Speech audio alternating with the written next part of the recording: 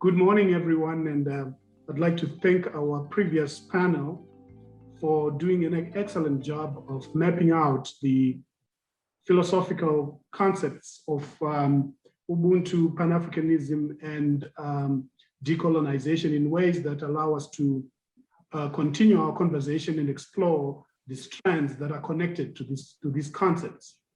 It is my distinct pleasure this morning to be on the panel here that is going to be talking about the practitioners' experiences and insights as they go about their business of working in the field of Ubuntu, decolonization, and Pan-Africanism.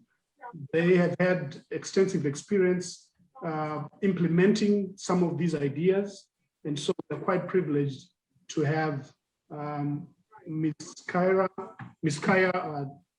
Greene and Mr. Ernest Johnson with us.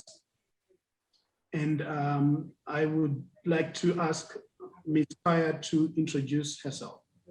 Thank you, Isaac. Thank you, Ubuntu, and all that have contributed to making this event possible. And thank you so much to the first panel for giving us that foundational framework for which we will continue our conversation today. My name is Kiya Greene, and I'm the founder and executive director of Ubuntu Village.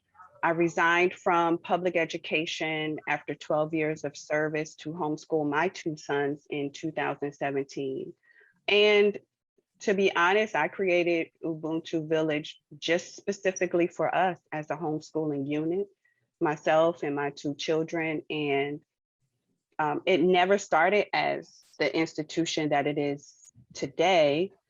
It grew from like-mindedness, other parents seeing and engaging with what I was doing and wanted their children to be a part of it as well.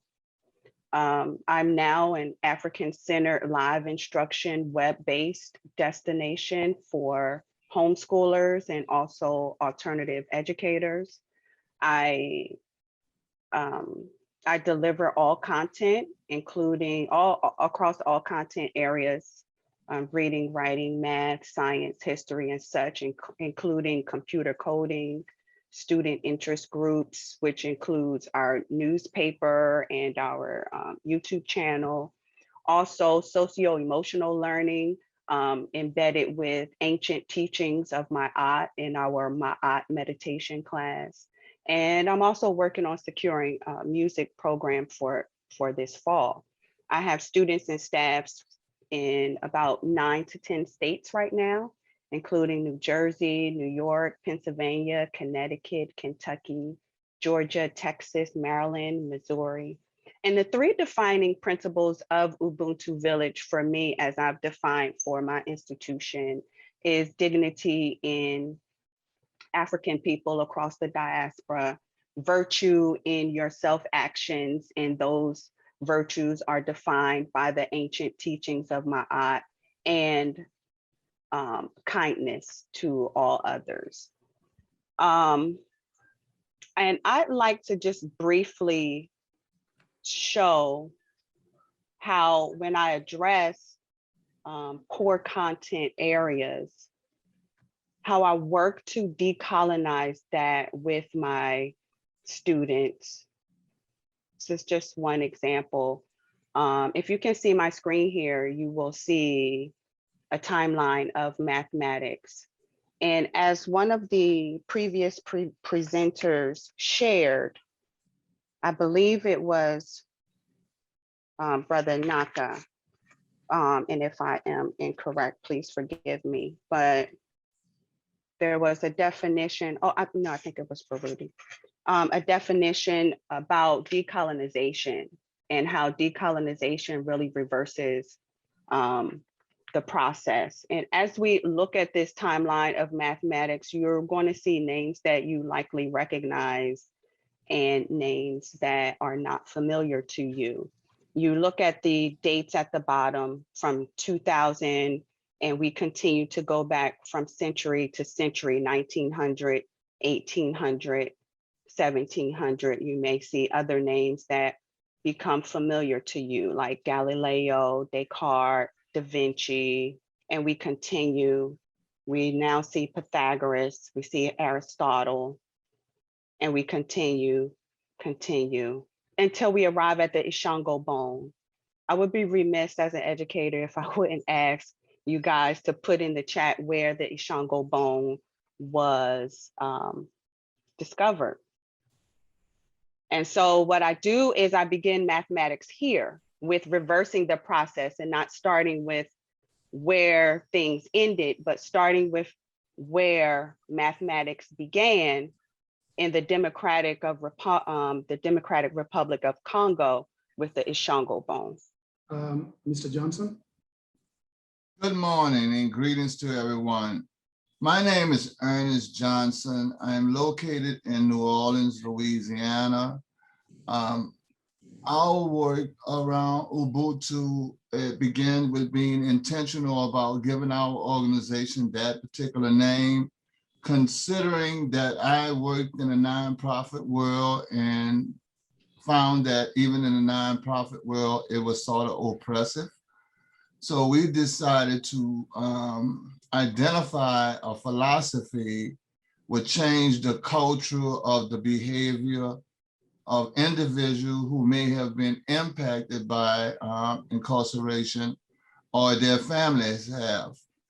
And Louisiana became the most incarcerated place in the world.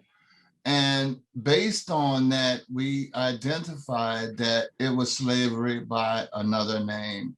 The historical content of the New Orleans slave trade in the Middle Passage and Atlantic slave trade descended our people across this country that continue to be enslaved in a way that the structural and oppressive and capitalism of this particular country continue to oppress us.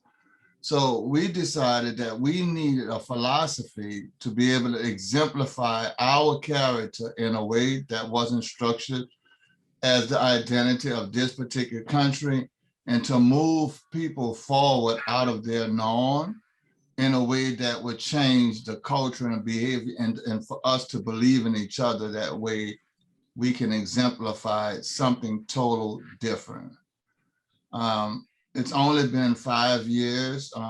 We have been in existence and we are moving forward, but we started with our staff to exemplify the character of humanity and that we can move that forward to communities here in New Orleans. Thank you, Ms. Greene and Mr. Johnson. I'm really thankful that you both are here to talk about some of the work that is being done in very practical ways to engage these concepts of Ubuntu decolonization and Pan-Africanism. You know, to borrow a term that was used in the previous panel, a term that came up during discussions there, which was the liberated zones. It is quite clear to me that the work that you both are doing, even though in very different circumstances and very different, serving different demographics, the work that you are doing represents in many ways the creation of liberated zones. And it's connected very much to each of the three concepts that we're grappling with this morning.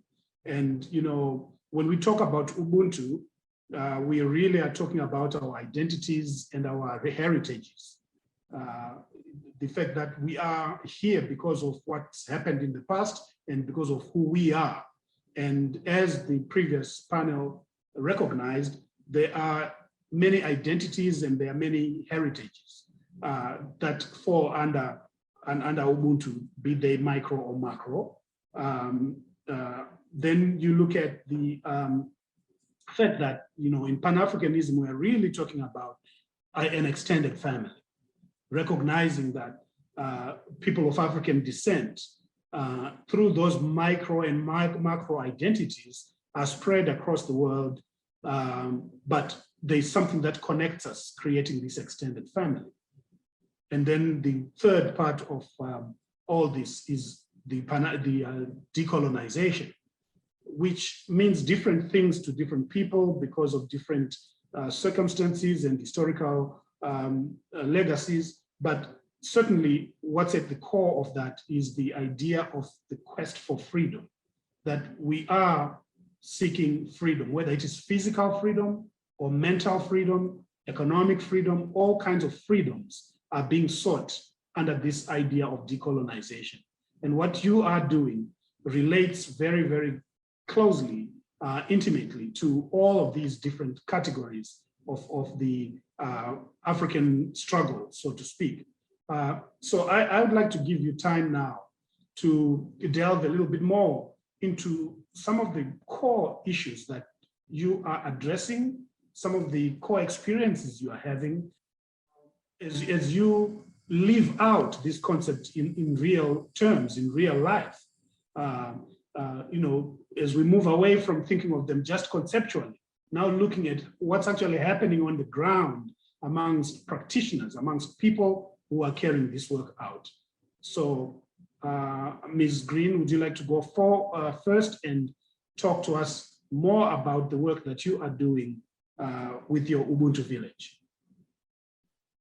Thank you, Isaac.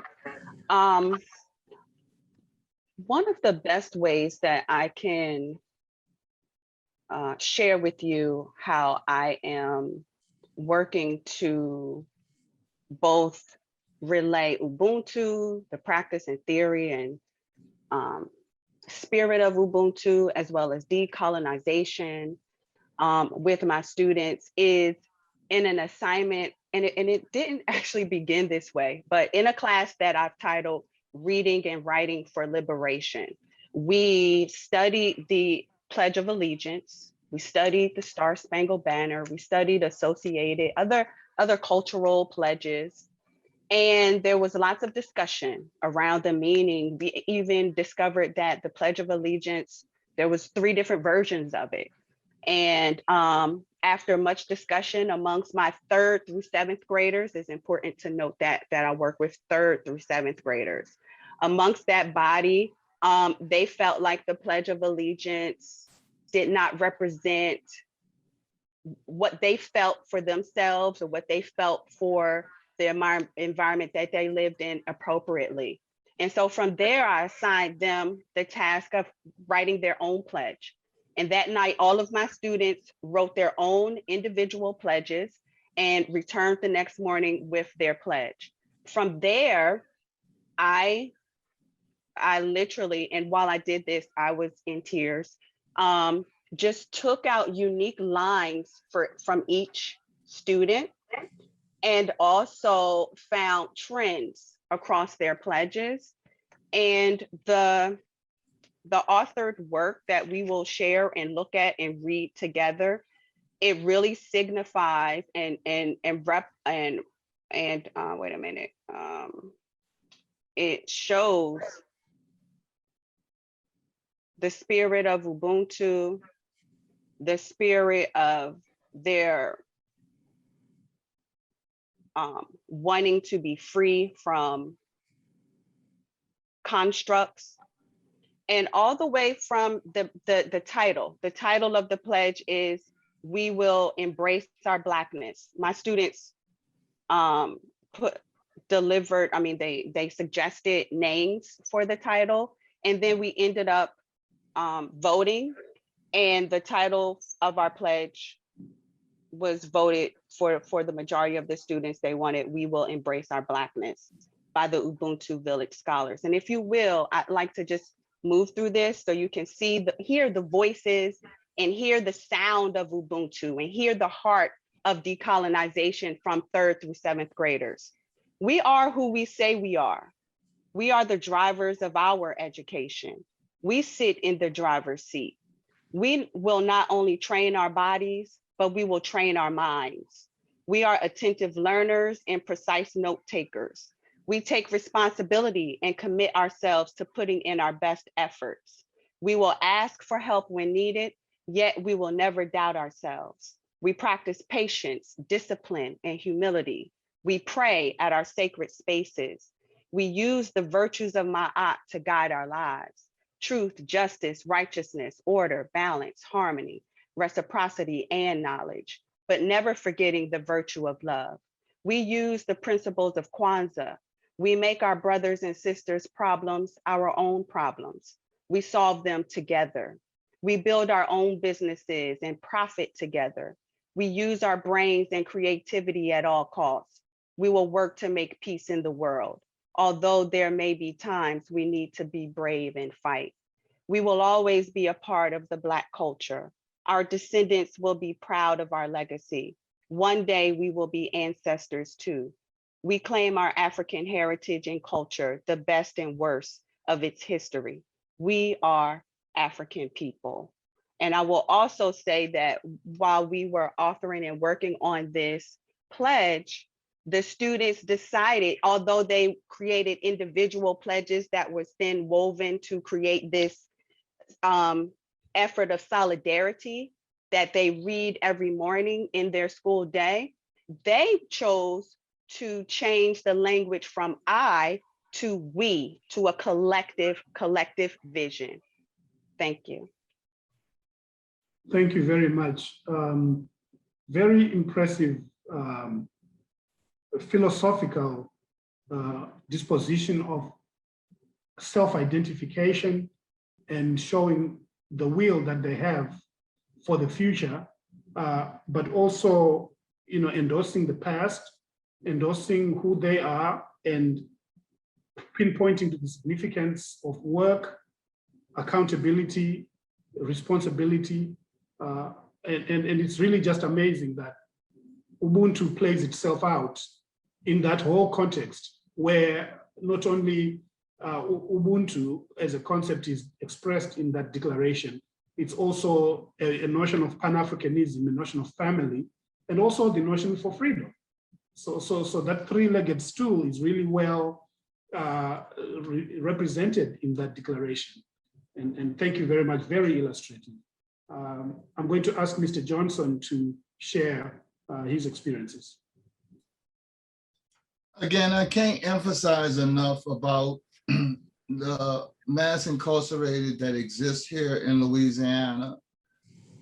New Orleans is one of the most unique places in the United States and identifies in Africa in many, many ways. It's particularly about an open market where Black folks have the opportunity to sell their goods and make money for economic reasons because of the disadvantage that capitalism has brought on our people.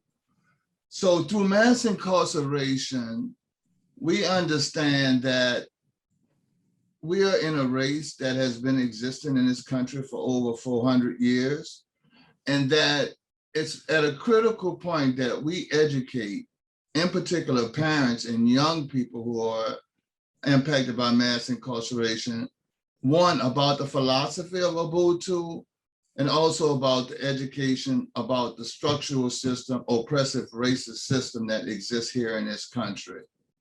And with that, we try to utilize them and apply resources to those young people and their particular families so that they can have, one, economic resources, but also educational resources to promote them to reach their full potential.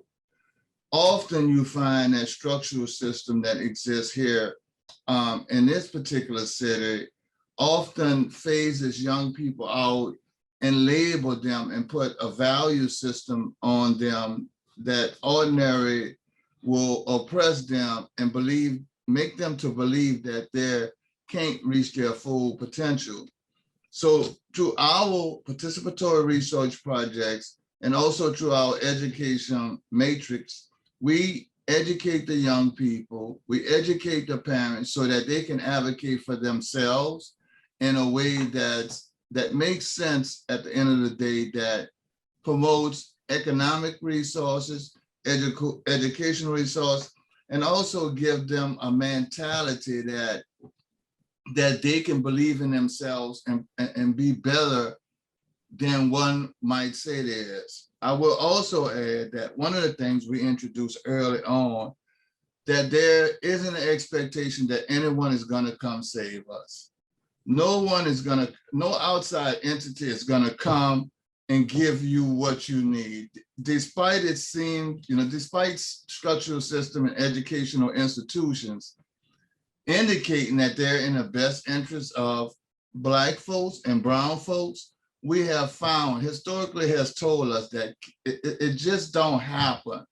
So we keep on emphasizing and trying to build a capacity of our community. And I will admit that it's not a mass movement, but we are happy in a place that we're all with a small amount of people and trying to amplify that in a way that it catches on fire, not only here in this particular city, but throughout the country and throughout the world, as most have indicated, so that it can become a way of life. Again, our primary goals, we don't try to make anything complicated because we feel like life is already complicated. We try to make it as simple as possible for families and people who are impacted, given the bruises that they already have in their life. And we just don't want to put a Band-Aid in it. So I would say we are more of a support and listening system, and understanding that we are promoting the philosophy of Ubuntu for the embetterment of mankind. Really impressive work, Mr. Johnson. It really is an Ubuntu concept in itself that you have intervened in this situation. Growing up in Africa myself, I am aware that Ubuntu really represents the responsibility that we have for one another. That whole concept of community and not leaving others behind or looking the other way when others are in struggle. The intervention in itself is Ubuntu. But then the fact that you're going in there and teaching these philosophies and helping people become better in various ways and heightening consciousness of the significance of community is an added bonus to that whole concept of Ubuntu. And again, I'm forced to return to the idea of liberated zones. Both the work that Ms. Greene is doing and the work that you are doing, Mr. Johnson, really represents efforts to create a space for freedom. And to the extent that we are able to replicate it, as in your last remarks, across the country and across the world, we are really bringing Ubuntu to more people around us. I'd like us to segue here to discussing some of the challenges that you are facing as you do your work. What are some of the situations of limitation, for example, that you are experiencing? Are there collaborations you'd like to see take place between yourself and other organizations? Are there new programs that you'd like to see started? Are there funding issues? So there are a number of issues that could arise in the type of work that you both do. And I'd like Ms. Greene to go first and to address some of those issues or problems, challenges that you face. So as I first mentioned, I began Ubuntu Village as a homeschooling mom. And so growing into the entrepreneurial space, there are, I have the enthusiasm, right? I have the passion, I have the love for it. But what is it that I don't understand about the task that is in front of me? What are some things that I need to understand about keeping a business viable and sustainable that I don't readily have that information or that expertise around? And so for me, that's a challenge, professional development for myself, a mentor for myself, also professional development and interpersonal development for my staff. I have teachers and instructors that work with me as well. And I want to make sure that they are trained properly and that we are all moving in tandem within the same spirit. I'd like to be able to provide support for my families. I have a great support base in my families, and I want to keep those families together. I want to keep those families whole and keep them healthy. Counseling, mental health support for my students, guidance counseling. So I would say those are the things. Also, as a small operation, I'm spread very thin. I'm spread very thin. So in the spirit of one of our African proverbs, if you want to go fast, you go alone. But if you want to go further, you go together. And so I think that I could go much further if I had more talent with myself at the executive level. Thank you. Thank you, Ms. Greene. I want to note that from the chat, we see that there's a great appreciation of your chart on mathematics, mapping the history of mathematics, and there's a question there about sources. There's recognition that you've written it, but they would like to know your sources. So I responded to that. I put the link in the chat, I believe. Okay, thank you very much. Thank you.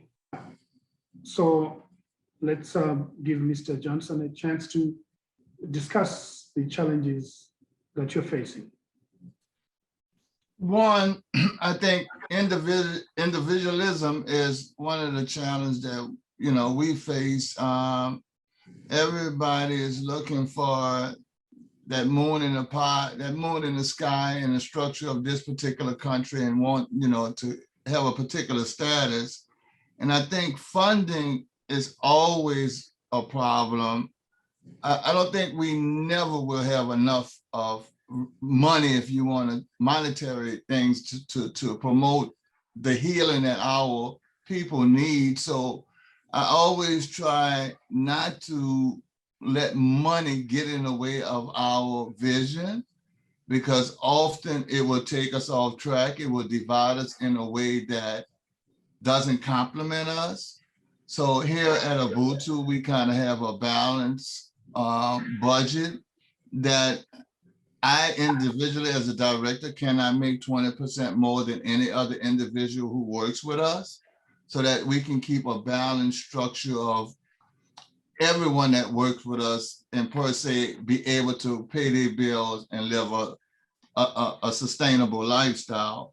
I think collaboratives are always great, and I would think that this particular symposium is the beginning of something that will build and amplify our voices in a greater way, that brings on a universal voice about Ubuntu.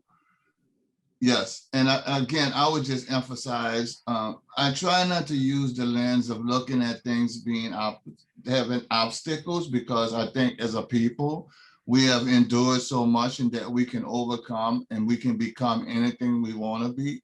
But a lot of times I think we look at the TV or we look at the picture that's in front of us, which is external, and not look at the internal being of us being in existence and where we have came from and what we can do.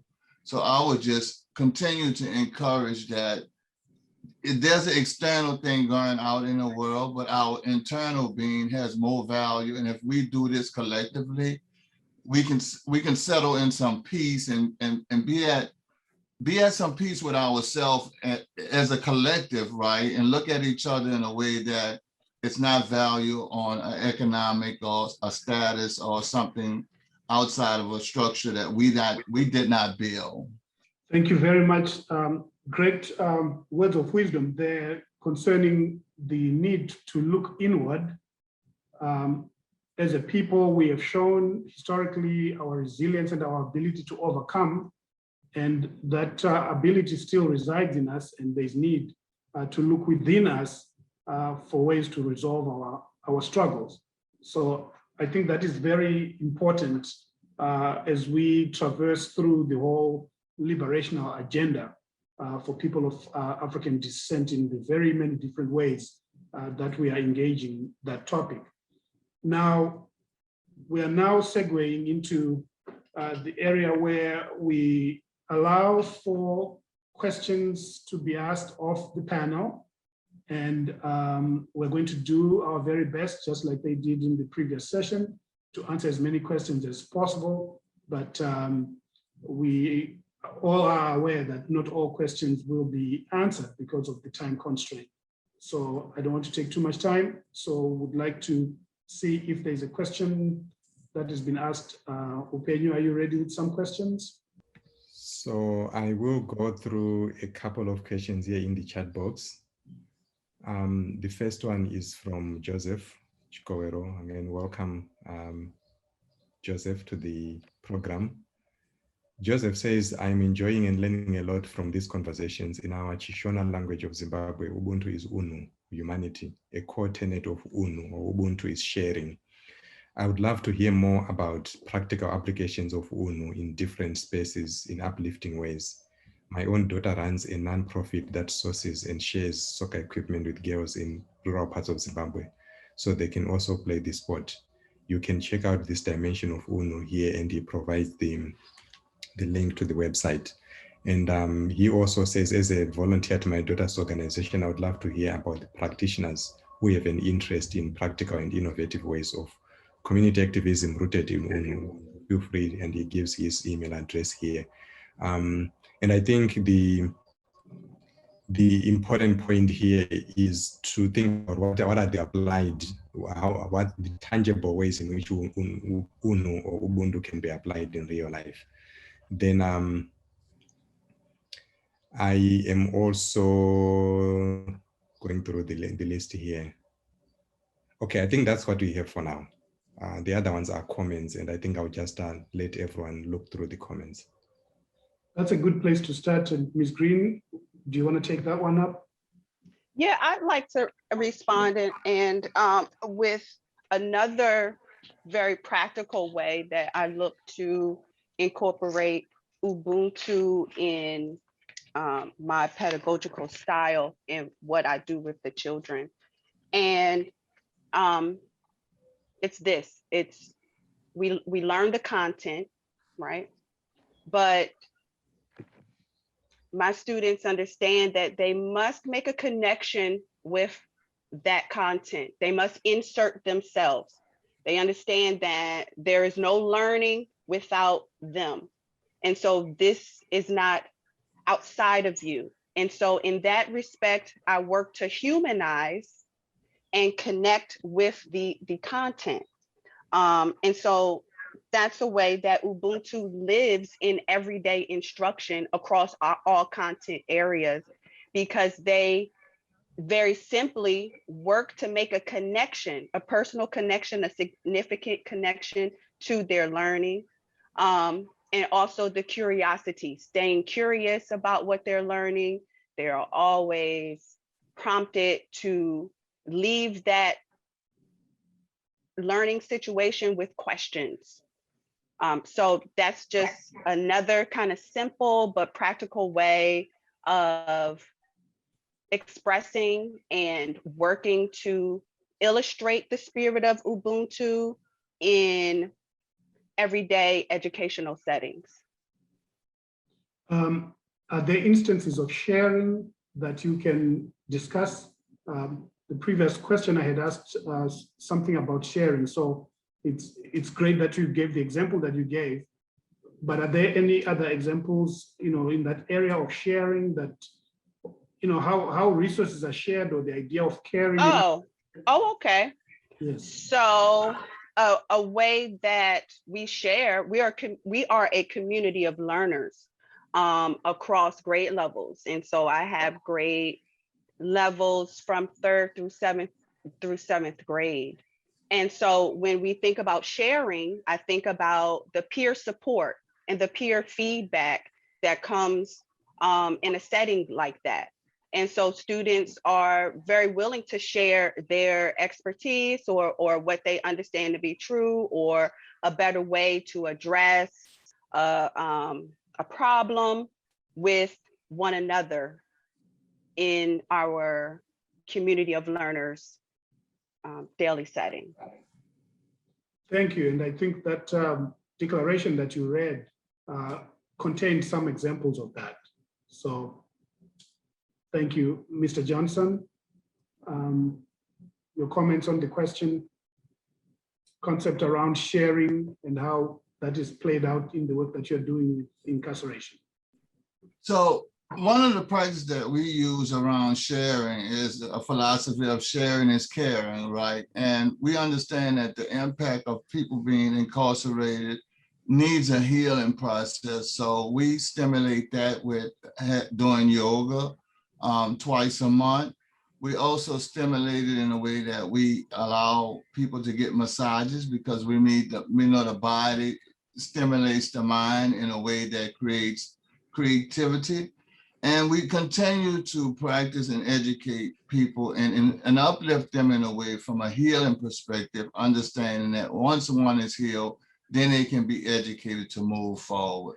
Again, considering that the bruises and the impact that people who have been incarcerated, we look at from an external being and not try to put too much on one individual as they process their way to, sort of way of freedom, and understanding that you are also free even during your time of being incarcerated, but having an understanding and a compassion, and particularly using empathy as a key towards that particular healing so that they can move forward in their particular lives. Ms. Greene, you mentioned the need for some training in your institution. You'd like to perhaps see some training going on for your staff.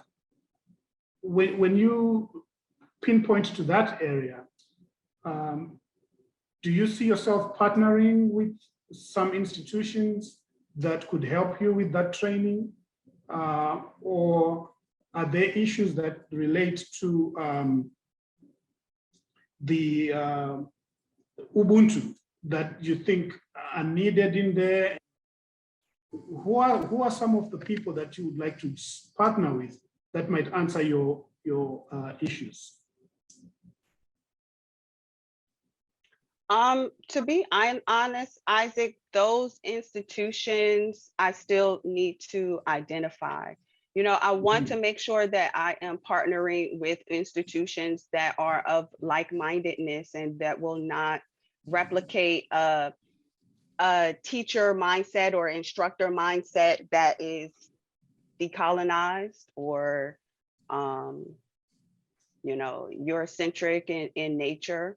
And so, but yeah, I would love to partner. I would love to partner specifically with institutions of higher education, vocational studies, career industries of all kinds to create apprenticeships, networking, learning opportunities, grants, scholarships for my children so that they have a landing place when they leave, the tutelage of myself and our instructors, that they have somewhere where they're protected and their learning objectives are prioritized, and a continuation of the cultivation and promise of what we are identifying with them now.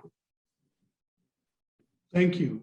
And Mr. Johnson, you mentioned some of the interventions that you do in the area of, say, massages or helping people appreciate the fact that there is some level of freedom even when incarcerated. Again, some of your programs could benefit from some help,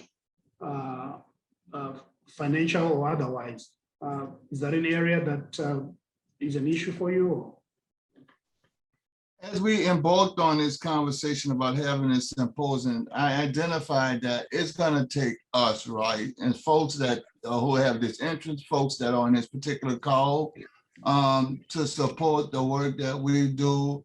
I'm not a big fan of advocating for outside institutions to come and support because they've stole so much from us in the past. But I prefer people to be genuine, and that's in particular from a humanities standpoint, to guide our particular work. I will say that I've learned to have an internal being that believes in a vision and believe in the unseen to become my helper. And I look at this symposium and the group of people that they have on this symposium to help amplify Ubuntu. In doing so, it will amplify the work that we will do. Again, I'm not a big advocate of supporting and asking institutions to be full because of their historical past. But I do understand that there's a need for a collective process from all individuals, in particular this group of people who are like-minded and have an interest in Ubuntu, and those to create a philosophy to become a way of life so that we can survive and experience our best potential in this country and outside of it. Thank you, Mr. Johnson. And that is why a forum such as this is so important, because it brings together people who are like-minded, and we can find solutions to some of these problems when we think together as a collective. So I think it's really important that you raise that point. Do you have other questions for us, Upenyu? Yes, I do. Thank you. So there is a question here from Greta, and she says, what is your vision of and for overall public education over the next 5 years, particularly as it relates to the impact of COVID struggles and the problems faced by communities of color? I think the other are comments, and we really love that people are chiming in with their comments. So I'm just reading the question here. So that's what we have so far. Ms. Greene? One, I think that was for Ms. Greene, and then the next one for Mr. Johnson is Ubuntu and restorative justice are related and similar philosophies. For Mr. Johnson, how do you see these ideas? So one each for both of you. Great. Okay, thank you. Yes. Greta, unfortunately, I don't have a response for that currently. It is something that I would like to think about and sit with. But I wanted to offer another way that I work to show Ubuntu in my school setting, and that's through the Voices in the Room program, in which I invite guests of all backgrounds. We've had professors, authors, scientists, even a NASA astronaut, entrepreneurs, civil rights activists to come in and present with the children. And it's my interpretation of Ubuntu that I've kind of adapted that says, they will know because we have made ourselves known. And so I invite these professionals in to pour in, to give even more influence, to give even more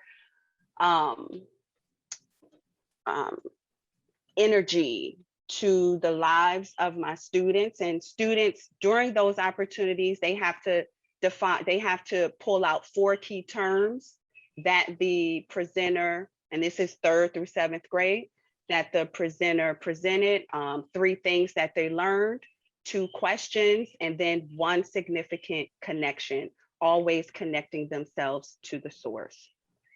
Thank you. Thank you, Mr. Johnson. Yes, I co-chair the Juvenile Detention Alternative Initiative here in New Orleans as a community activist. And one of the things that we I had the opportunity of doing is electing a progressive district attorney. And through the Center of Restorative Approaches, we are trying to create restorative practices throughout our criminal justice system in a way that eliminates young people and adults from going through the court system, and understanding that we need to build a restorative practice also in our community from a mental health standpoint, that we're not calling police for issues. And every time we look around, we call in police for minor offenses and issues. So we are in the midst of, and have been, I've done some restorative practices in the school system, but now we're trying to escalate that in a criminal justice system way. And it's been proven that it's cost saving, and that we can transfer that particular money that would normally criminalize young people and adults and put that back in the community in a way that makes more sense than, just locking people up just because we can lock and policing our way out of issues that exist across the country. Thank you. Other questions, Benyu? So far, we don't have questions. We have comments. There is a few people I had reached out individually to see if they wanted to make a comment, because they do work that's very similar to what Ms. Kiya and Mr. Johnson are doing.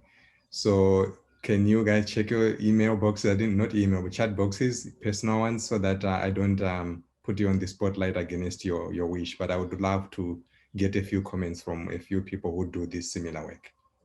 So there's a comment here that says, thinking of the professional development that Sister Kiya mentioned, it's occurring to me now that a forum like this on Zoom with breakout rooms for educators, teaching artists, administrative staff, and executive managers come to share strategies and support for advancing effectiveness in their positions could be convened twice per year, for example.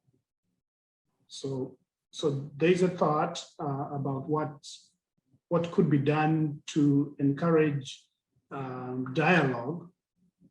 And I think out of such dialogues might come answers to some of the questions that we have.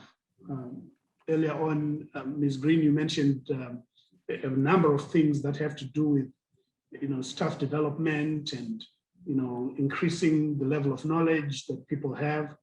And that concept, I think, is equally applicable to Mr. Johnson's situation with the incarcerations. Just bringing people who have similar mindsets and who are working in similar spaces and allowing continuous dialogue.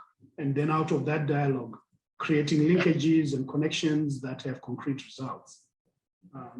Any commentary from the audience or from our panelists on this topic? And in addition to that, so that we just address all the issues together, I see that Liv would like to make some comment. So Nicole can unmute you. And again, if you could keep your comments below a minute so that we can get in as many people as possible. So Liv, you can go ahead. All right, thank you. First, I want to start by saying thank you both so much for your amazing presentations. I really love this conversation. And I myself am an artist and art educator. I am a graduate student in the curriculum instruction and teacher education program here at MSU, and I have previous experience as a third grade teacher, and I'm now more into the art world. So I am wondering how you both see the arts, especially integrated in both processes of healing and also education, and how to connect youth in teaching and learning. Thank you. I can begin with, last year I offered a art class called Adinkra Art, where students were exposed to the Adinkra symbols, the understandings of Adinkra symbols, and made various pieces of work, including dyeing and fabric stamping, and lots of different applications of art processes through the knowledge and understanding of Adinkra symbols, right? This upcoming school year, I hope to be able to provide an illustration class specifically about drawing African superheroes. In my newspaper, we have a comics section where students that gravitate towards illustrating, they illustrate the comics. They're super cute. I would love to send everybody our newsletters. It's so much. It's so many amazing things that we're doing. It's hard for me to even get it all out. I'm trying. But yeah, so through their work and through their interest levels, I find myself, creating and trying to source the talent and source the experts that can continue to further their interest. And that's one of the things I hope to provide as far as art. But I'm open if you're interested in working with us, or you have an art class that you feel is something my students 3rd through 7th graders could benefit, I'm definitely open, but that's another way that I'm looking to incorporate art and I'm also working on a music program through the West Point School of Music based in Chicago. I'm based in New Jersey, but we're working on putting together a concert band with my online students. So thank you for that question. I appreciate that. Yes, I really appreciate that question, Liz, because I'll be remiss if I didn't mention Monica, who's part of you all staff and who I've worked with at Tulane University here in New Orleans to support putting on exhibit Per Sisters that will be visiting you all in the fall. But we're embarking on exhibit as you speak with young people who have been impacted by mass incarceration and the separation of families from an immigration standpoint to Black and brown people being separated from their parents and the impact that it has. And there's a number of organizations in New Orleans that are working on it. And there are 20 young people who have been impacted by mass incarceration in their particular families that's going to put on a visual art exhibit that's going to start in 2022 to illustrate the impact that families have from mass incarceration.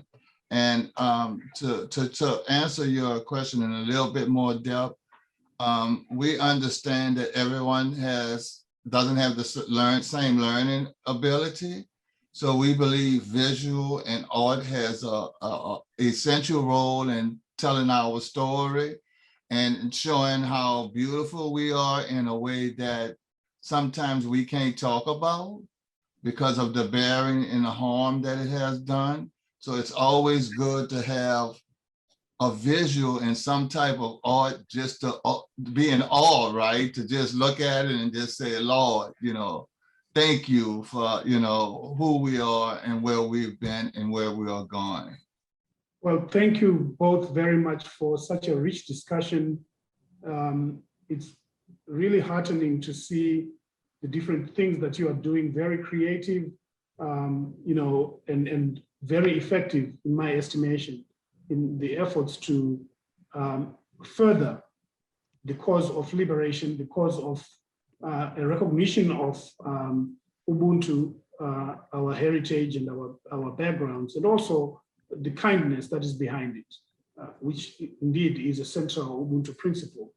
We are running out of time here, and I'd like to give you each 2 to 3 minutes to wrap up. Just give us your closing remarks, points that you may have omitted to mention, you want to mention, and then we can segue to the next session. Okay, thank you, Isaac. I'd like to just bring attention to the end of year celebration that my school just had in Lexington, Kentucky. We chose Lexington, Kentucky because one of my families there was a farmer, and they were actually awarded Best Black Farmer of the Year for last school year. But our end of year celebration was attended by families across the country, from Connecticut to Georgia to New Jersey, New York to Pennsylvania. And it was actually our first time. No, they don't run Black Soil, but they are connected with Black Soil, Liz.